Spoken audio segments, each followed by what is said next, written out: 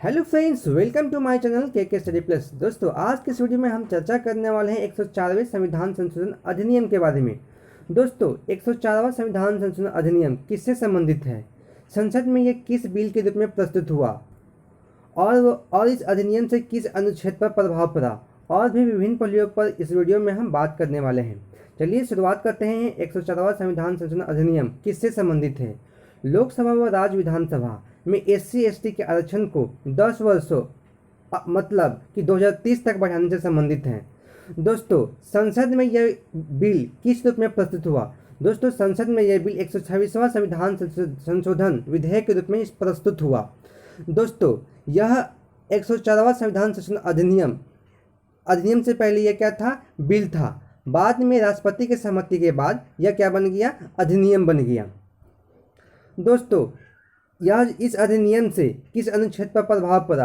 Article 330, 331, 332, 333 और 334 पर। दोस्तों, संविधान में आरक्षण को मुख्यतः 3 श्रेणियों में विभाजित किया जा सकता है। वो कौन कौन सा है, देखते हैं यहाँ पर। पहला क्या है, शैक्षणिक आरक्षण, मतलब कि शिक्षण संस्थानों में प्रवेश से संबंधित आरक्षण। दूसरा, लोक नियोजन, मतलब कि सरकारी नौकरियों में नियुक्ति से संबंधित आरक्षण। तीसरा, राजनीतिक आरक्षण। दोस्तों, शैक्षणिक आरक्षण में आर्टिकल 50 यह कहता है कि राज्य सामाजिक व शैक्षणिक रूप से पिछड़े वर्गों SC/ST के लिए विशेष प्रावधान प्रदान कर सकता है। आर्टिकल 15 का 5 यह कहता है कि राज्य किसी सामाजिक व शैक्षणिक रूप से पिछड़े वर्गों या SC/ST को शासकीय और जो प्राइवेट शिक्षण संस्थानों में प्रवेश के लिए शिक्षण आरक्षण कर सकता है। और ध्यान देने वाली बात यह है यहाँ की यह प्रावधान अल्पसंख्यक वर्गों के शिक्षण संस्थानों में लागू नहीं होगा। आर्टिकल 15 का 6 यह कहता है कि राज्य आर्थिक रूप से कमजोर वर्गों के लिए शासकीय व निजी शैक्षणिक संस्थानों में प्रवेश के लिए अधिकतम 10% स्थान आरक्षित कर सकती है। लोक नियोजन, मतलब सरकारी नौकरियों में नियुक्ति से संबंधित आरक्षण।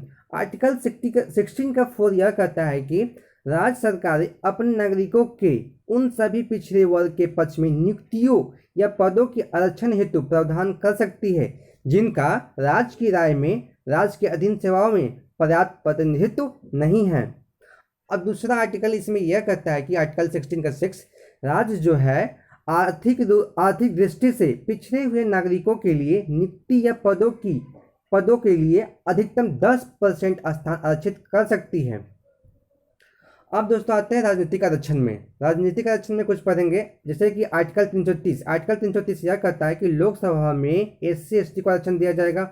और आर्टिकल 332 में यह कहता है कि राज्य विधानसभा में SC/ST को आरक्षण दिया जाएगा। इसमें लोकसभा की बात हुई है, यहाँ पर राज्य विधानसभा की। आर्टिकल 331 क्या कहता है कि यदि राष्ट्रपति के राय में एंग्लो इंडियन कम्युनिटी का लोकसभा में रिप्रेजेंटेटिव नहीं है तो उस स्थिति में अधिकतम 2 एंग्लो इंडियन कम्युनिटी के व्यक्ति को राष्ट्रपति द्वारा लोकसभा में नॉमिनेट किया जाएगा। आर्टिकल 330, यदि राज्यपाल के लिए एंग्लो इंडियन समुदाय का विधानसभा में पर्याप्त रिप्रेजेंटेटिव नहीं है, उस स्थिति में अधिकतम 1 एंग्लो इंडियन कम्युनिटी के व्यक्ति को राज्यपाल द्वारा विधानसभा में नॉमिनेट किया जाएगा। आर्टिकल 334 यह क्या कहता है। आर्टिकल 330, 331, 332, 333 में जो आरक्षण का प्रावधान है उसकी समीक्षा हर 10 वर्षों में की जाएगी।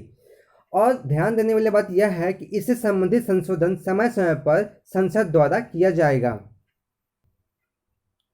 दोस्तों, जैसा कि आपको पता होगा, हमारा संविधान जो है 26 जनवरी 1950 को लागू हुआ था। अतः अनुच्छेद 330, 331, 332, 333 तक प्रावधान 25 जनवरी 1960 तक था। और जो दोस्तों समय समय पर निम्न संशोधन के द्वारा इस आरक्षण को 10-10 वर्षों के लिए आगे बढ़ाया गया। अब तक हुए संदर्भ में संशोधन, जो पहला संविधान में संशोधन हुआ था वो 8वां संविधान संशोधन 1960 में हुआ था। अभी जो लेटेस्ट संविधान में संशोधन हुआ है वो कौन सा हुआ है, 104वां संविधान संशोधन जो 2019 में हुआ था। दोस्तों, 104वां संविधान संशोधन के द्वारा लोकसभा तथा राज्य विधानसभाओं में SC तथा ST आरक्षण को 10 वर्षों आगे बढ़ा दिया गया है, जो कि 25 जनवरी 2030 तक बनी रहेगी। और दोस्तों ध्यान देने वाली बात यह है कि अनुच्छेद जो 331 है और 333 के संबंध में, जो कि एंग्लो इंडियन के नॉमिनेट के संबंध में है, इसको आगे नहीं बढ़ाया गया है। मतलब इसको जो एंग्लो इंडियन वाला जो बात था उसको ख़त्म कर दिया गया है। वर्तमान में जो एससी का सीट कितना है, 84 है, और एसटी का सीट कितना है, 47 में है। दोस्तों ध्यान देने वाली बात यहाँ यह है कि संविधान संशोधन विधेयक संसद में किसी भी सदन में प्रस्तुत किया जा सकता है। दोनों सदनों की अधिकारिता इस पर बराबर होती है तथा दोनों सदनों से इसे अलग अलग पारित होना बहुत जरूरी होता है। और दोस्तों ध्यान देने वाली बात यह है कि संविधान संशोधन बिल के संबंध में संयुक्त बैठक का कोई प्रावधान नहीं है। दोस्तों ये वीडियो आपको कैसा लगा कमेंट सेक्शन में लिखना ना भूलें और हमारे चैनल से जुड़े रहने के लिए हमारे चैनल को जरूर सब्सक्राइब करें।